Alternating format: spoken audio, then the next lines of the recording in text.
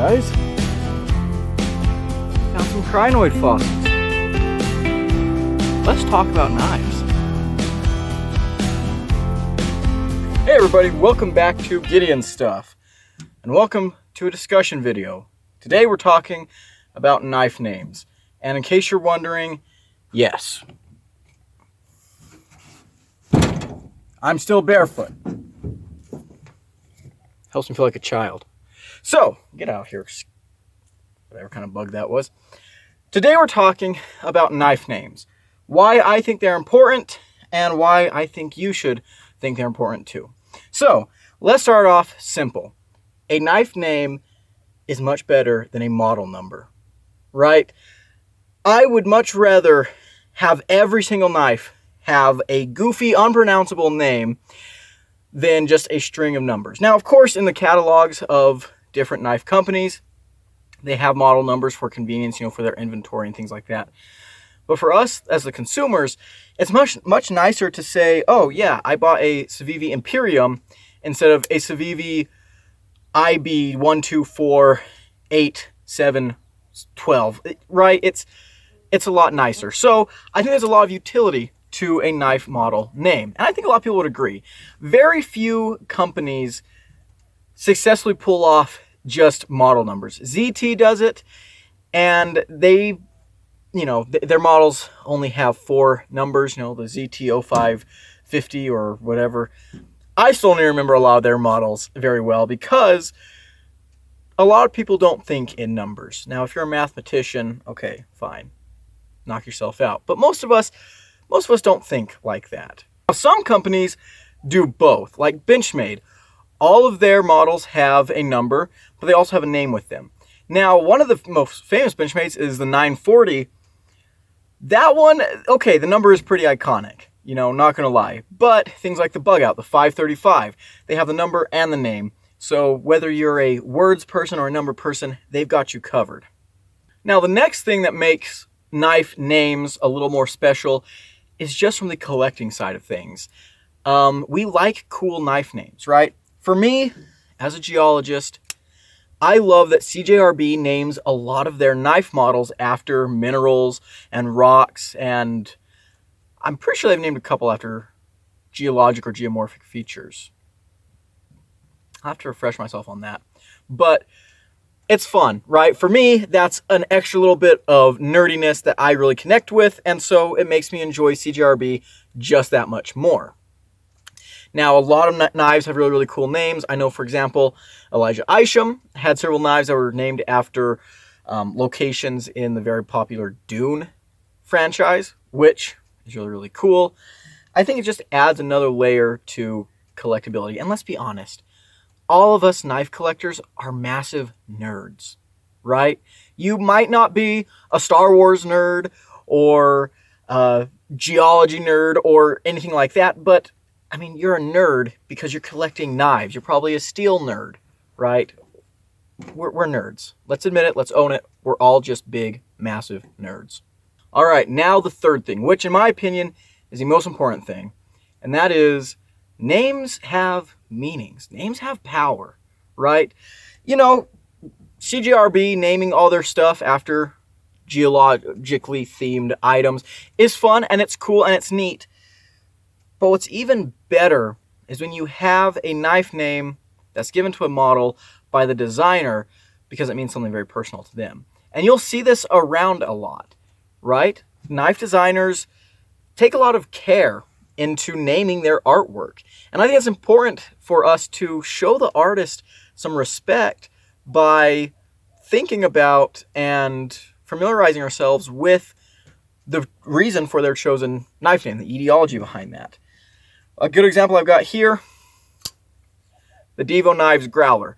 Devo Knives they name all their designs after something to do with alcohol.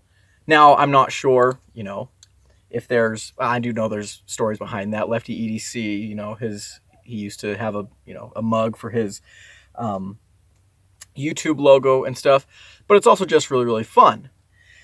There's a designer that I like a whole lot, Dylan Mallory, who names all of his knife designs after prehistoric creatures, which is pretty cool. I'm a big, big fan of that.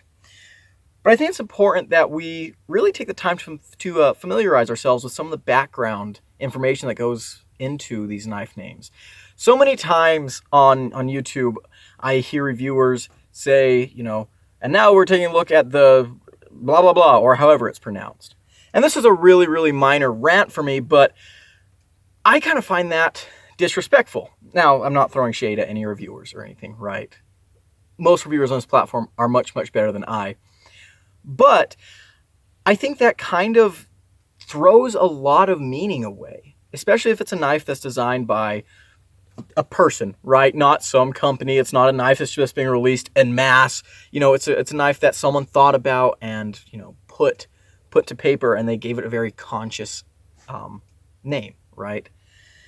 And I think that, honestly, this problem is really easy to fix, right? When I review a knife, one of the first things I do is I Google its name, right? I just look it up, and I see what pops up. Sometimes I will reach out to a designer and say, hey, why'd you give a knife this name? Because honestly, sometimes I look up things on Google and I can't find anything, right? It might be a word that they made up or something. And so I try to reach out to designers and ask them, hey, where did you get this? Where did this come from? A great example of this happening actually was when I reviewed the Tucson TS, whatever it was, I can't remember, but Tucson only gives their knives model numbers. However, the designer of this knife, Jelly Jerry, had an actual name for it. And he and I talked, and his name for the knife was the Ghost, which is cool, right? That's awesome. I wouldn't have known that otherwise. And so I think it's important to do that research. And it takes 5 seconds, right? Look something up, look up how to pronounce it, look up what its meaning is, and it can tell you a whole lot about the knife. It can give you maybe some clues as to what inspired its design. Maybe the knife has a name that comes from the automotive industry. Maybe it has a name that comes from a natural element. And you can kind of look at the design and say, oh yeah, I see where the designer was going with that. I see what they were trying to recreate. And it's really, really special. And in that same vein, whenever I'm reviewing a knife, if I do say something wrong about the name, if I pronounce it wrong, if I don't know, miss out on any nuance behind that name, feel free to correct me in the comments. I love being corrected about stuff like that because, again, it's really important to me to give the artist behind the art the credit, right? I want to know what's going on in their head when they're making this. And again, sometimes it's just surface level. Pyrite. Oh, that's a mineral. Me likey. But sometimes it can be something a little more deep, a little more meaning, a little more heartfelt, right? For example, this is Vivi McKenna, which I should have brought out here. If I remember right, that knife was named after Elijah Isham's daughter or niece. I think it was niece. That's a really, really special element of that knife. That's something that you can't really take away from that design. I can sit here all day and I can review a knife and I can say, oh yeah, it cuts this well, or oh, it does not cut this well. And I can say, oh, the ergonomics are great, the ergonomics are crap. But at the end of the day, there's a lot of elements that you can't really appreciate through just using the knife. You can't really appreciate the object just by holding it in your hand. Sometimes things have a story behind them. And this is why I love designers such as Arcane Design, who give their knives just really, really unique and outlandish knife designs, and also really, really cool names. It all fits the vibe, it fits the brand, and I think it's a beautiful, beautiful thing.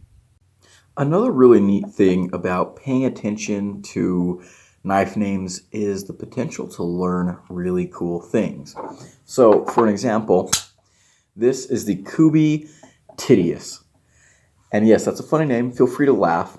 When this was first released, it was only known as the KU322. And then eventually Kubey went and started giving some of their knife models names and stuff. And so when this was, named the Titius, I thought to myself, okay, I think that is a giant from Greek mythology. I'm a huge mythology nerd, and it is. Titius was a giant who assaulted a goddess and then had some run-ins with Hercules.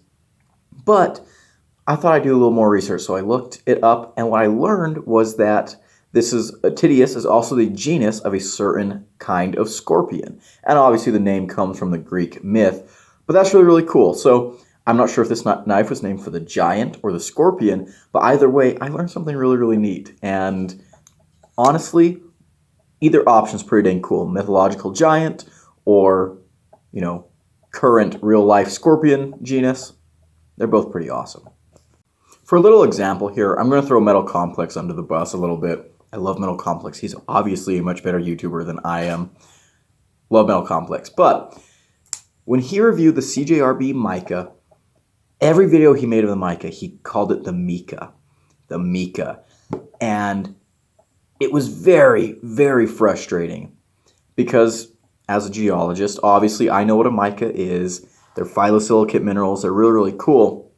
But all it would have taken was a 5-second Google search and he would have got the pronunciation down, right? And he might have learned something cool about phyllosilicate minerals and how we use micas in all their different forms, in everything from cosmetics to the food industry. There's lots of different types of mica. Some of them are really, really beautiful. And I know not everyone's as interested in rocks and minerals as I am, but, just something cool, right? The name for this knife was obviously chosen, very carefully. And it kind of makes sense. The mica is a small pocket knife. And,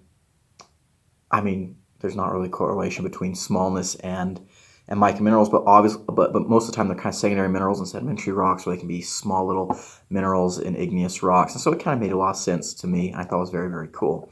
And speaking of micas, look at this chunk of muscovite that I recently saw at a rock shop. Yeah, that is $2,700 worth of aluminosilicate mineral. And it's beautiful and gorgeous, and I wish I could afford that. But yeah, 5-second Google search is all it would have taken for Metal Complex to get the pronunciation down and to also maybe learn a couple of really cool facts.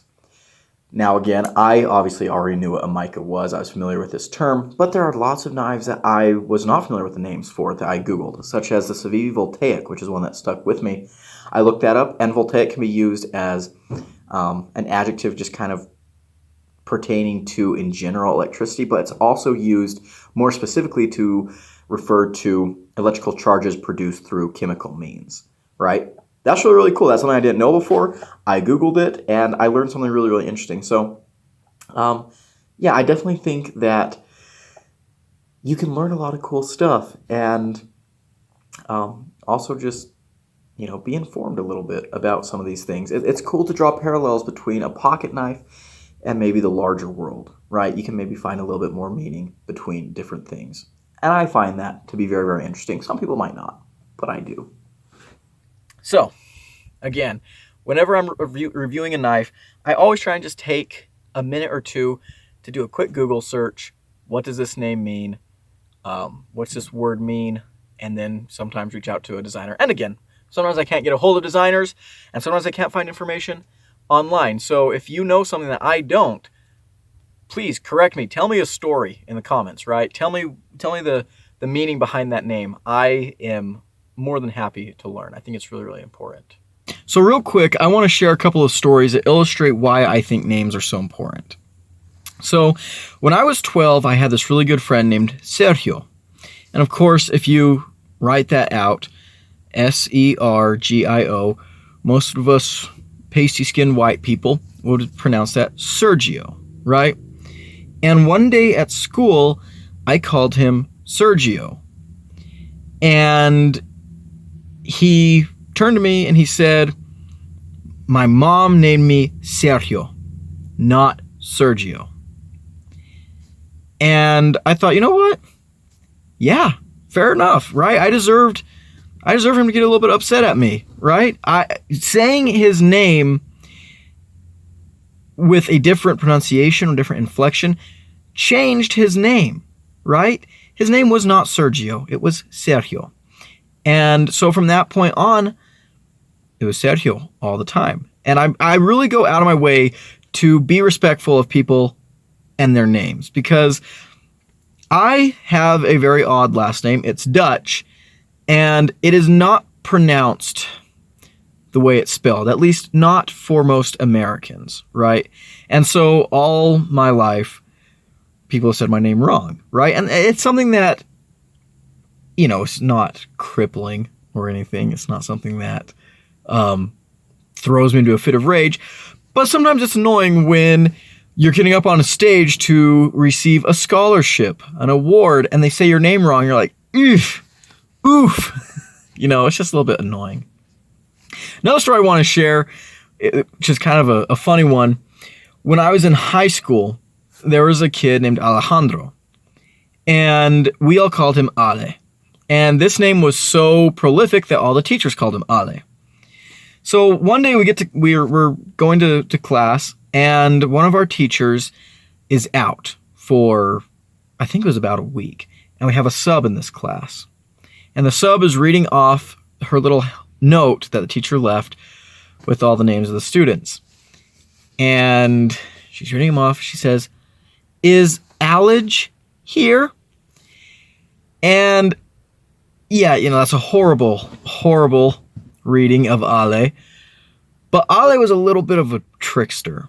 And so he said, "I'm here, but my name is pronounced Alave," which for those of you that don't know is an abbreviation, at least it was where I lived in northern New Mexico.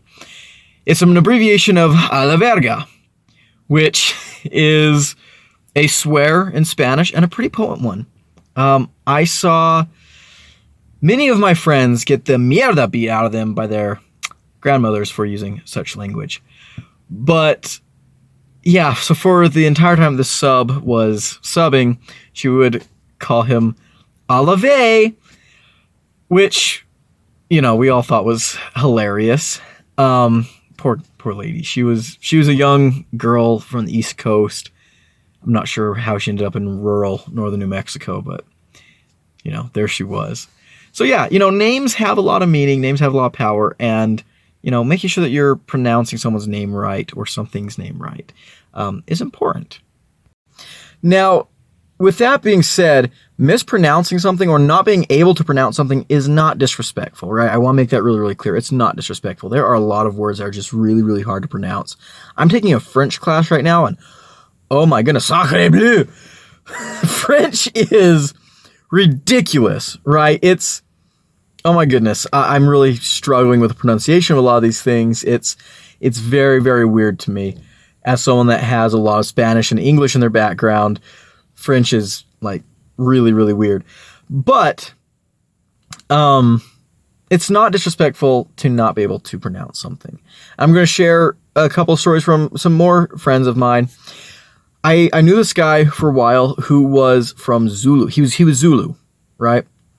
And his name was very long, and it involved lots of clicks and kind of guttural growls. And hearing him speak in his native language was beautiful and mind-blowing.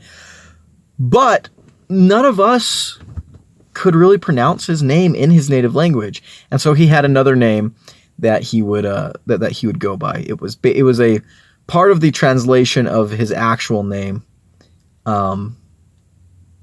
which his actual name translated roughly to gift from the heavens or gift from on high. And so he went by gift. That he took that name from, that word from his name, and that's what he went by. And then I have a friend currently who is from Vietnam. And something that a lot of Asian families do is when they come to America, they'll have American names. And his Vietnamese name is a little bit difficult to pronounce, so he has an American name that he goes by. And I was talking to him and about his name a while back, and he said, obviously, it would be awesome if people could call me by my Vietnamese name, but I understand that it's really, really hard to pronounce for, in this area, a lot of people are English speakers or Spanish speakers. It's hard for people that are native to both those languages to enunciate his name. So he understands, and, he has this other name, but yeah. So I do want to be clear that mispronouncing something is not in and of itself disrespectful, okay? It's not. I mispronounce things all the time. But I think you should at least put in the effort to try and pronounce something right. If a knife is given a name in a language that is not native to you, give it a couple good shots. Look up the pronunciation, see if you can get it. If not, that's okay. I do think that words are important, right? As a scientist, we give things labels for reasons, right? It helps us to organize things. I think that's really, really important. But I think that when you're talking about, pocket knives, a lot of them are works of art. They're more than just tools, and anyone that's a collector knows this. And if you guys are familiar with my channel, you know that I use and abuse my knives. I love using my pocket knives. I love the utility, well, and my fixed blades too, that I get out of these tools. But there's also that deeper appreciation for the thought process that goes into creating these. The other day, I was mentoring a younger student, and I was telling them that a great way to be successful in science is to just familiarize yourself with Latin roots. Sometimes understanding the way that words are put together can help you when you're studying, can help you just understand concepts, because a lot of scientific words are kind of scary. They're long, and they're made out of Latin and Greek words. But for an example, chlorite. He brought up chlorite. I was telling him, it's good to know these basic roots. He says, okay, so does chlorite have chlorine in it? I said, no, it doesn't, but chlorite comes from the Greek chloros, which means pale green. It's the same word that's used in chlorophyll, right? And chlorite is, guess what? A pale green mineral. It's a mica. All right, let's talk a little bit about why names are so important and some of the thought that goes into naming something. And to do that, I'm here at work. This is a mosasaur skull. Specifically, it's from the genus Prognathodon. This is a Prognathodon curii, so that's genus, species. And let's talk a little bit about the name. So, Prognathodon. This is a mix of Latin and Greek. Pro is Latin for before or for, as we're going to be using here in a little bit. Gnathos is Greek for jaw, and odon is Greek for tooth. So we put that all together. Prognathodon is four-jaw tooth. Why did they name it this? I'm not actually sure, but something to do with these teeth here in the front. Maybe that's the first part of this animal that was found. I have to do some looking into that. But obviously, when naming this creature, the scientists that were naming it thought a lot about, okay, what should we name it? And a lot of times, scientific names seek to explain either a physical attribute of the creature or something about where it comes from, whether we're talking about prehistoric or extant species. The name is a little bit of a descriptor on how and what it is. So very, very careful consideration goes into naming things. And so things like that have always really fascinated me. I love words, and especially when it comes to these, pieces of art or, items that people have really poured a lot of work into. I think it's important to show them that respect, to educate yourself on where the name came from, why the designer decided to name their knife that. And I think it's a lot of fun. Again, sometimes it's just, it's a cool name, but sometimes it's got, significance. So, just a little rant. I love names, and I think they definitely deserve a lot of respect. So, thank you guys so much for watching. If you enjoyed this video, leave it a like, comment below, and subscribe. You know how this goes, right? You know how this goes. Quick shout out to my channel members at the cowboy level. I'm going to list them right here. Let me know how you guys think of this.